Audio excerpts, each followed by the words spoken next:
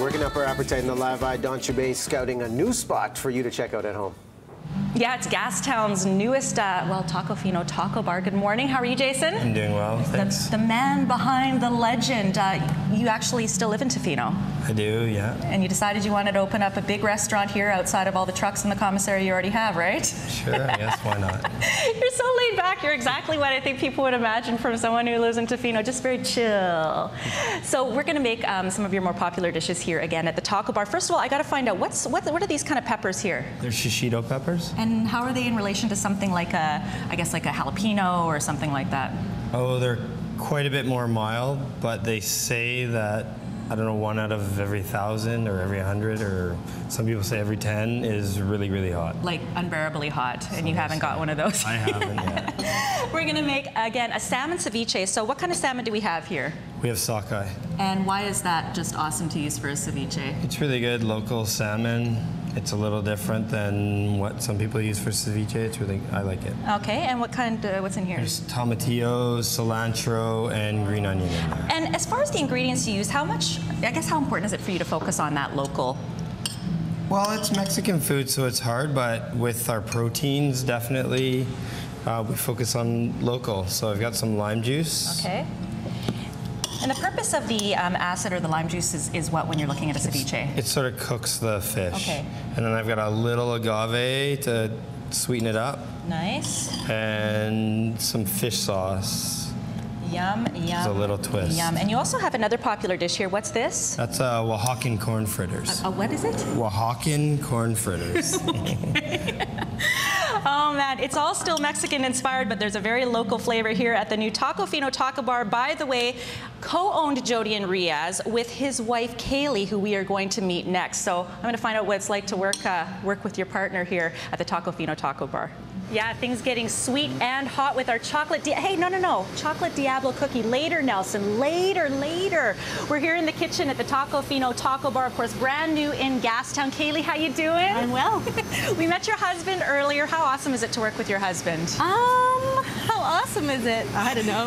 He's in the back. I love him, but I don't recommend it. Oh, maybe there's a story we'll have to post later. Tell us the story behind the chocolate Diablo cookie. All right, well, the chocolate Diablo cookie was definitely inspired by our Mexican travels. Basically trying to put into cookie form what I love so much about like a spicy hot chocolate, and I always add extra ginger to mine. So what do we have in our batter here? So this is a mix of oil, eggs, sugars, and lots of fresh squeezed ginger juice. And what a beautiful batter, nice and smooth. We have to put the dry ingredients in. So what do we have here?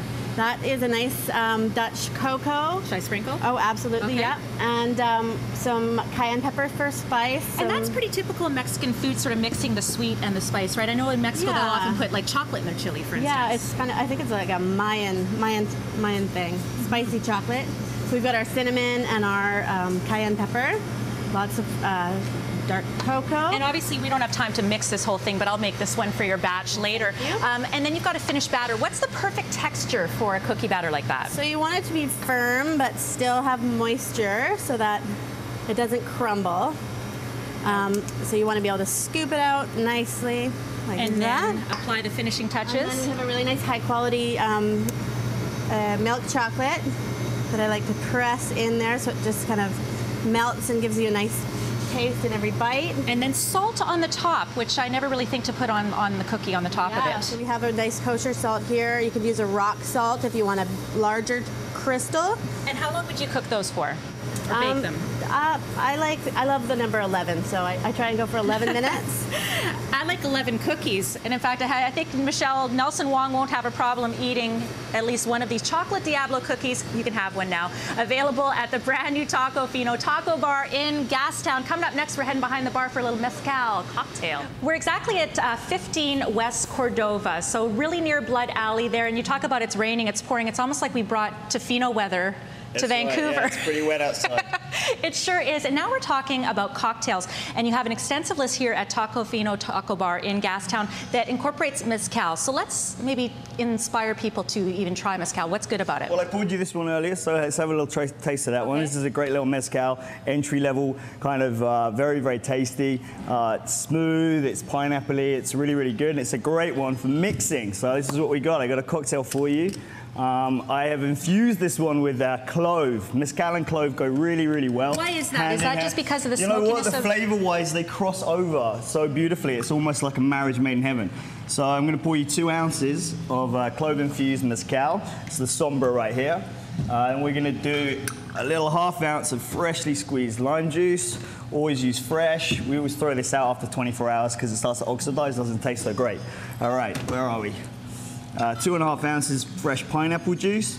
You'll see when I shake this, it's going to foam up really beautifully, so you're going to get a nice, like, good consistency to the drink. All right, give it a shake. Super, super easy as well. You can do this at home. Yeah. Yeah. I can't do it that good.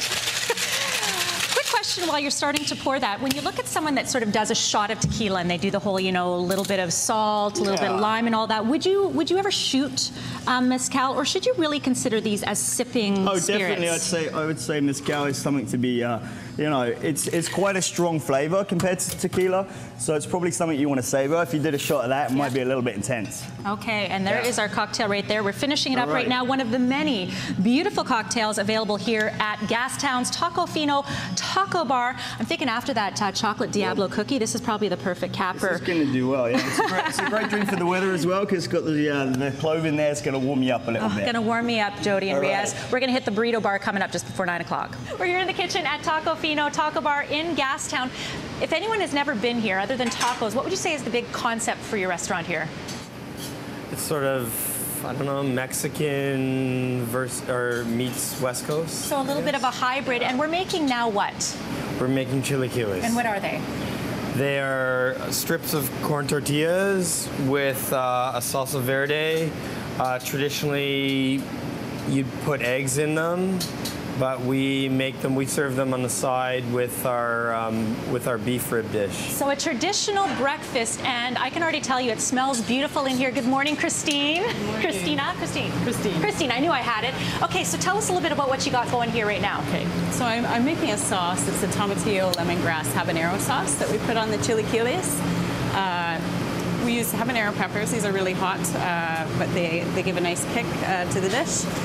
Tomatillos, which are a little similar to a gooseberry and a tomato, some lemongrass, and then we finish it off with some sautéed kale. So we've got our onion going right now, and of course you had to start the tomatillo a bit earlier because it takes a bit of time to cook that, right? Yes, that's right. So what's the next step in your sauce here? So I've started sautéing some onions. I've added a little habanero.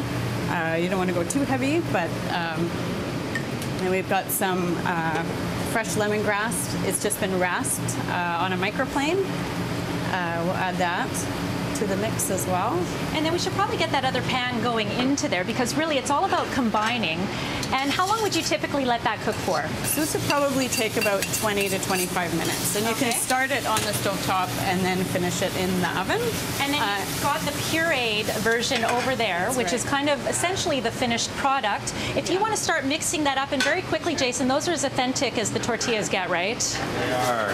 They're made by a Mexican woman in Burnaby, El Camel tortillas. Beautiful. So we're just finishing up this dish right now. Jody and Riaz, if you want to check out more from the Tacofino Taco Bar here in Gastown, you can check them out. It's a beautiful spot and lots of different options. But there it is, traditional Mexican breakfast served as a side dish here at Tacofino. Yeah, we want to check that out.